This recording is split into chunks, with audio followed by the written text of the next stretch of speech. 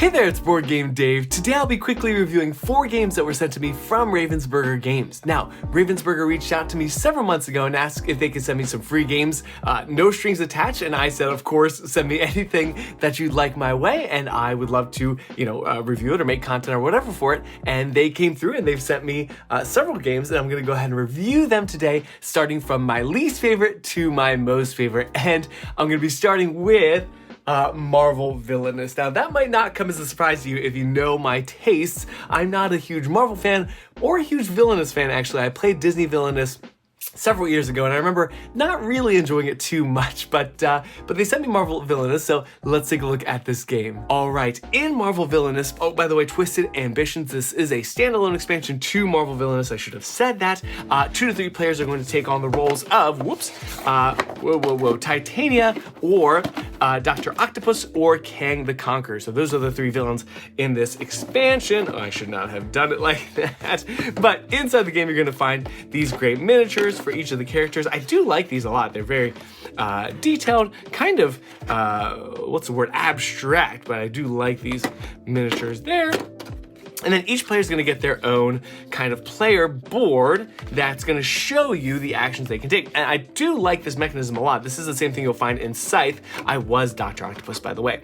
And you are going to be moving your player pawn on each turn from this action to a different action. Again, kind of like Scythe. And then when you take that action, you kind of do the actions listed here. And there's like an icon reference you can find for all these different things, like drawing a card or playing a card or gaining power or something, I believe it is. So those are the player boards there, and then each character also gets their own, basically, rule book with all their own little rules and their objectives. The game ends, by the way, when one player completes all their objectives. So you're trying to, like for me, for Dr. Octopus, I'm trying to do these schemes, 6 schemes, and I win when I complete 5 schemes, right? So I just have to meet these requirements there. So everybody's got their own, and you kind of have to know what everybody else is doing. That's kind of important too, so you can thwart their plans and so on and so forth. There's your reference card, villain objectives on the back.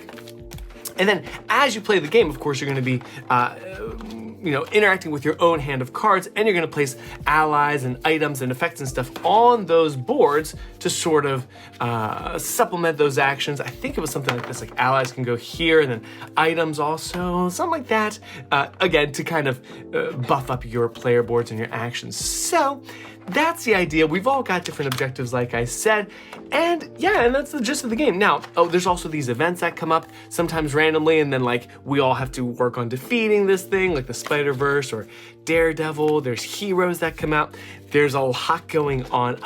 And yeah, it's been a while since I played it, so I'm not super familiar with the game anymore, but I just remember that we kind of struggled through the rulebook. It does say 40 to 60 minutes. It took us an hour and a half. We're all like, obviously seasoned veteran gamers. Just some of the things in the rulebook just were kind of clunky. And for as simple of a game as it says ages 12 and up, we found that interactions between certain cards or effects were kind of vague, and it was hard to find answers because this expansion, I think, isn't even out yet. So yeah, it's not my kind of game, and I knew that going into it. I wasn't super looking forward to giving it a try. So please don't let me taint your, view of it. If you are a Marvel fan or you really enjoy Villainous, you'll probably like this a lot. But for me, it just didn't click. So yeah, Marvel Villainous wasn't a huge fan of. I'm going to go ahead and give it to Gary since he is the Marvel fan. So yeah, that was Twisted Ambitions. Next is Dungeons, Dice, and Danger. Now this game came out last year, and it's designed by Richard Garfield, who I just found out is the designer of Magic the Gathering, which is kind of extraordinary. So never played Magic the Gathering, but kind of cool that he designed this roll and write game. So let's take a look at this. By the way, so many rule books in this game. I don't know why.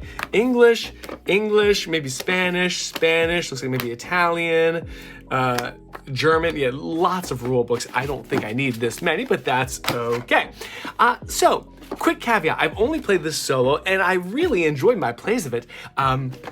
Yeah, basically, well, let me go ahead and get these out here. So there's all these different, there's 4 different maps you can do, and then plenty of copies of each. So front and back, 4 different maps. I actually only explored the first suggested starting map because I found that plenty enjoyable. So you've got some dice, you've got some pencils, and on each turn, all you're gonna do is, if I remember correctly, you're gonna roll all these dice. I would roll them in a dice tray, but that's okay, like so. so. And then you're gonna make pairs, 2 pairs, okay? The black die you can use, but that costs you. You have to kind of check off these black dice here. So maybe I do 7 and 4, or maybe I do 6 and 5, or maybe I do 8 and 3. Let's say 8 and 3, okay?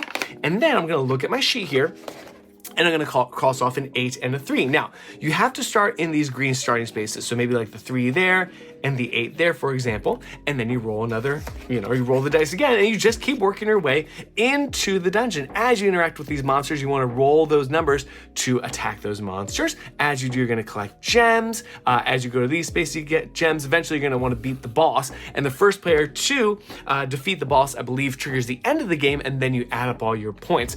I would assume it's the person who beats the boss, most likely is gonna win, but maybe not. I wouldn't know because I've only played it solo, like I said, but I think this would be a fun game to play multiplayer, although it's fairly solitary. I mean, the main player's rolling the dice, and then everyone checks off their board, and the next person goes, and so on and so forth. So I'm not a huge roll and write fan, but I did find this enjoyable. And again, I got kind of hooked on this solo game because I found it very difficult, and to me, that keeps me coming back. So I played it over and over and over again, and then I went online. I was like, am I doing something wrong? It turns out it seems like you're not really supposed to win, at least very often in the solo mode. You're just supposed to kind of see how high of a score you can get. So yeah, I don't think I ever won my solo games, but yeah, it was fun. I certainly was improving as I went. So Dungeons, Dice, and Danger, fun game. Again, I've only played it solo, so don't know what it's like multiplayer, but I recommend it if you're a roll and write fan. I liked it. So there you go, Dungeons, Dice, and Danger from Richard Garfield. My next favorite game of these 4 was Push. Now this is a very small, very portable push your luck game. So it's really simple to teach. It's very, very straightforward for new gamers. This is what you're going to do. On your turn, you're gonna make 3 columns, or up to 3 columns, okay? And then you can stop anytime you'd like. You're gonna make columns out of these cards. Now, once you are done flipping cards, you're gonna choose 1 column, and then going around clockwise, other players are gonna get to choose a column, right? And you just wanna get as many points as you can. Now, here's the caveat, right? As you flip and make columns, you can never put the same color or the same number in the same column. So this 2 can't go here. So I put that there, put the 6. Again, I can't put that there because of the same color, like so, and now I have to start a new row or a new column. And if you draw a card and you can't resolve it, you can't place it anywhere, then you bust. You don't get to take any cards, and the player to your left, they get to take, the first dibs, and so on and so forth. So I might want to stop here, and then I could take this stack for 12 points, and the player to my left would take those 10, and then the next person probably would take those that 1 points. Like that. But let's say I want to keep pushing a little bit further. A 2, okay, that was close, but I can put that there. A 4 I could place only here, so it's already getting a little risky. And then there's gonna be cards. Let me go ahead and see if I can find one. Cards like, oh boy, this, okay. When you roll this, or when you draw this card, okay, you're gonna go ahead and assign it like usual. And then whoever takes that column, they have to roll the die. Now, you have to understand, when you take your card, so let's say, we've been playing for a while and I've got my cards sort of, oh goodness, situated like so. You just kind of color coordinate them like this. So I've got something like this, right? And then let's say on a later turn, I take this pile, I have to take this pile, and I've gotta roll these dice. So I'm gonna roll the die after assigning all these cards like this. So I roll the die, and then I lose all the cards of that color. So I would lose those red cards into the discard pile. So what you might want to do is on your turn, instead of flipping cards, you can just choose to bank, right? Take 1 stack, probably this one with 15 points, and just put them off to the side, face down. Now those are safe. You can't lose those cards. So you want to do that from time to time as you accrue points of a certain color, okay? Also, there's cards like this. As they show up, it just means that you'll resolve in a counterclockwise fashion. You reverse, basically, like Uno. But that's pretty much the gist of it. Game ends when the deck of cards runs out, and then you add up all the points in front of you and banked, and whoever has the most wins. So it's got that great push your luck thing where there's that tension. Everybody's turn. You're thinking, are they going to draw one more, or are they going to bust? And yeah, everybody's invested because, as long as you're within 2 seats of the person who's going, you're gonna get one of those columns most likely. So yeah, it's great. It's simple, it's portable, it's great, it's easy to teach. I kind of taught that not super well, but you get the gist hopefully. And that's Push. So I enjoyed it. I enjoyed teaching it to other people and playing it. And yeah, Push is a great game. So there you go. Easy to recommend, small little portable push your luck game called Push. And I saved the best for last. This is Lord of the Rings, the adventure book games from Ravensburger. Now, it turns out they do several of these adventure book game series where they take an IP or a franchise and they turn it into this book-driven, very easy to digest, casual gamer-friendly game experience. So let me show you what we got here. Very tiny rule book. The rules are so simple and it's pretty much all boiled down into this player 8. So I'll show you that in just a second. But the rule book is, oh my gosh, it's only 8 pages long. I love that. And it's even got these FAQs on the back, which is a great first line of defense before you go to, the BGG forums. So here's the book, and this is going to be the board for each of these scenarios. There's 8 chapters, 8 scenarios that you'll be playing through, and this is a co-op game, by the way. So at the beginning, when you set up your board, you're going to take your miniatures and put them where they need to go. So for example, Merry and Pippin would go like so, and then you've got all these other miniatures. Let me show you some of these here. You've got Gandalf, you've got, oh sorry, you don't have Gandalf, he's a cardboard token, but you've got Gimli, you've got Aragorn, you've got Samwise, Legolas, and Frodo. And like I said, you put them where they need to go and you put tokens where they need to go. But this game is largely based on cards. It's all about card play and clever card management. So let me just go ahead and show you really quickly. Here is our, what they call the story deck, right? So at the beginning of the game, every player gets 4 of these cards and they have different icons like so. And you're gonna use those icons to, move the characters around the board or to complete these challenges, which are kind of your objectives. And throughout the course of the game, you can also swap them with other players, so you can kind of like set up a player to have the icons they need to complete an objective. There's also this card right here. These are the One Ring cards. So anytime you play or discard this card, you're gonna move 1 step up the corruption track, which is right here. Now, we do have a metal ring somewhere that we use to track the corruption. There it is. This does not come with the game, but how could we not use this metal ring, of course? So, and that's one of the only things, by the way, that's persistent throughout the 8 chapters. If you end the game, let's say you end the second scenario at corruption at 5, next scenario is going to start there. And if this ring ever makes it to that final space, you lose the entire campaign, the whole thing. So you got to be careful about not letting that ring move forward on that corruption track. And by the way, as it hits those little Eye of Sauron icons, you're going to flip one of these cards and do what it says, these corruption cards. So you don't want that to happen. But anyway, that's what this One Ring card is. The problem is they're also very powerful. Like you can use that as a wild icon to complete objectives, and each scenario, it has a specific power, like move a black rider 1 space, for example, in this first chapter. So anyways, let me show you this player and basically teach the game all by itself so you get an idea of what we're doing on our turn. So on a player's turn, you get 2 movement points. So you can move 1 character 2 spaces or 2 characters 1 space. You get the gist. Then you do your main phase, which is discarding cards, 1 card to move a player 1 space. You can do that as many times as you want.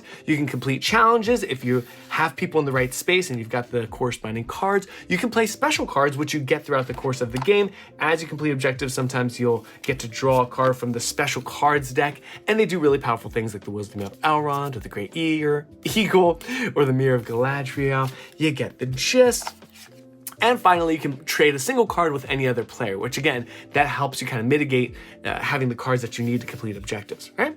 After you do your main actions, you draw 2 cards, you resolve a plot card. Now, these plot cards are really, really interesting. All they are is cards number 1 through 16, I believe. So it's kind of like rolling a D16, obviously. And you'll check the little reference, where is it? Oh, here it is. So for chapter 1, you've got a card that tells you what to do to resolve these. Oh, it's 15, 1 to 15. So if it's 1 to 3, you do that, 4 to 5, do that, so on and so forth. So you'll resolve a plot card. Basically, that's the enemy's turn, but they resolve so simply. It's very, very straightforward. And then finally, if you have more than 6 cards, discard down to 6, and then the next person goes. Easy, pleasy. This player reference sheet is absolutely golden. So that's all you have to do. And then you work through your challenges, and if you complete the final challenge, you beat the scenario, right? And then you move on to the next chapter. If you fail a scenario, you just put those special cards that you've gained back into the draw deck, reshuffle, start over, and you try it again. But again, that corruption counter does not reset. It keeps on moving. So that's kind of this added stressful part of the game. So anyways, I don't want to spoil anything for you, but we start with the adventure, begins there, and then we have the fellowship forming, and then we go to the Mines of Moria, and so on and so forth. Again, try not to give you any spoilers, but that's the gist of it. I didn't show you these tokens. We have tokens for Ents, we have tokens for goblins, for Gandalf, for spiderwebs. These are just to mark that you complete a challenge. So that's the gist. It's really easy to set up. It's really easy to teach. There's really not that much to it. You could play this with all kinds of gamers. It's not hard at all to understand and to play well. And it's co-op, which is nice. So, you can kind of help newer players along. So that is the Lord of the Rings adventure book game. Oh, I should mention, by the way, that Lord of the Rings adventure book game has a solo mode. It's very, very good. It's very clever, very, very simple to manage. So you can play the solo. I've done it. It's very, very fun, just so you know. But anyway, those are 4 games that were very generously sent to me from Ravensburger Games. Please check out some of these games if they seem like they'd be up your alley. Maybe you're a Marvel fan. Maybe you like push your luck games. Maybe you really like roll and writes. You want to check that one out. And maybe, like me, you're a Lord of the Rings fan and you want to check out that adventure book game for something simple and easy to teach, some co-op experience for casual gamers. So with all that being said, I hope you enjoy the mini reviews. And in the meantime, have a wonderful week. Take care. Happy gaming. Bye.